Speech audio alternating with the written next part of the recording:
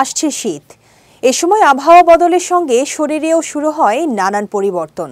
বিশেষজ্ঞদের মতে এ সময় ত্বক শুষ্ক হওয়া থেকে শুরু করে জয়েন্ট ব্যথা, ঘুমের ছন্দে পরিবর্তন সবকিছুর সঙ্গে বেড়ে যেতে পারে রক্তচাপের ঝুঁকি।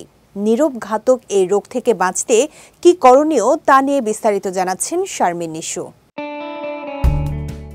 দুয়ারে কড়া নাড়ছে শীত। এই সময় শুধু আবহাওয়া নয়, শরীরেও দেখা দেয় নানান পরিবর্তন। কারো ত্বক শুষ্ক হয়ে যায়, কারো জয়েন্টে ব্যথা বাড়ে, আবার অনেকের ঘুম খাওয়ার ধরনেও পরিবর্তন আসে। তবে চিকিৎসকদের মতে এসবের পাশাপাশি শীতের প্রভাবে নানান রোগের প্রকোপ বাড়ে, যা অনেক সময় অজান্তেই ঝুঁকি তৈরি করে। ডাক্তারদের পরামর্শ অনুযায়ী ঠান্ডা পড়লে শরীরের কিছু নার্ভ ও হরমোন বেশি সক্রিয় হয়ে ওঠে। এতে রক্তনালীগুলো সংকুচিত হয়ে রক্তচাপ বাড়ায়।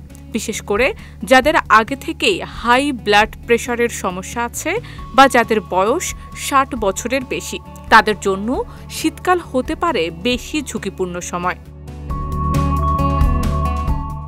উচ্চ রক্তচাপকে অনেক সময় বলা হয় নীরব ঘাতক, কারণ এটা আগে থেকে তেমন কোনো লক্ষণ দেয় না, কিন্তু শরীরের ভেতরে বড় ক্ষতি করে, যেমন হার্ট, কিডনি, চোখ, এমনকি ব্রেনেও এর প্রভাব পড়ে।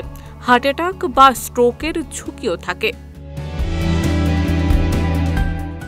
তাই উচ্চ রক্তচাপ থেকে বাঁচতে এ সময় থাকতে হবে অধিক সতর্ক। নিয়মিত মাপতে হবে প্রেশার। শীত শুরু হওয়ার সঙ্গে সঙ্গেই একবার চিকিৎসকের সঙ্গে পরামর্শ করে নেওয়া ভালো। এছাড়াও বাইরের ঝাল, মশলাদার খাবার বা অতিরিক্ত লবণ দেয়া খাবার খেলে প্রেশার বেড়ে যেতে পারে। তাই এই ধরনের খাবার খাওয়া থেকে বিরত থাকতে হবে। চেষ্টা করতে হবে নিয়মিত ব্যায়াম করার। প্রতিদিন অন্তত 30 মিনিট হাঁটা, সাইকেল চালানো বা হালকা ব্যায়াম করলে রক্তচাপ নিয়ন্ত্রণে থাকে।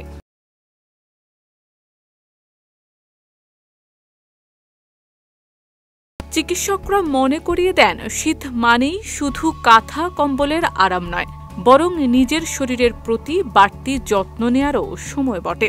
নিয়ম মেনে চললে শীতের এই নীরব ঘাতক থেকেও রক্ষা পাওয়া সম্ভব। শারমিন নিশু, বিজয় টিভি, নিউজ ডেস্ক।